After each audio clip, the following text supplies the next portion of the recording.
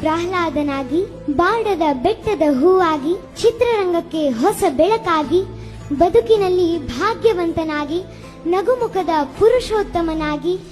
ನಮ್ಮೆಲ್ಲರ ನೆಚ್ಚಿನ ಅಚ್ಚುಮೆಚ್ಚಿನ ಅಪ್ಪು ಸರ್ ಆಗಿ, ಅಭಿಮಾನಿಗಳ ಪವರ್ ಸ್ಟಾರ್ ಆಗಿ, ಅಭಿನಯದಲ್ಲಿ ನಟ ಸಾರ್ವಭೌಮ ಆಗಿ, ಕರುನಾಡಿನ ವೀರ ಕನ್ನಡಿಗನಾಗಿ,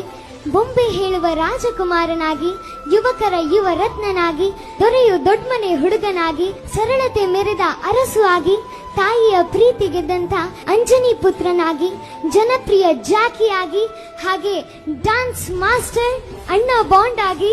ಹಾಗೆ ಗಂಧದ ಗುಡಿಯ ಕುಡಿಯಾಗಿ, ನಮ್ಮೆಲ್ಲರ ಪ್ರೀತಿಯ ಪರಮಾತ್ಮನಾಗಿ, ಕನ್ನಡಿಗರ ಮನಗೆದ್ದಂತ ನೆಚ್ಚಿನ ಅಪ್ಪು ಸರ್ ಅವರಿಗೆ 50 ವರ್ಷದ ಹುಟ್ಟುಹಬ್ಬದ ಹಾರ್ದಿಕ ಶುಭಾಶಯಗಳು. We love you Appu sir.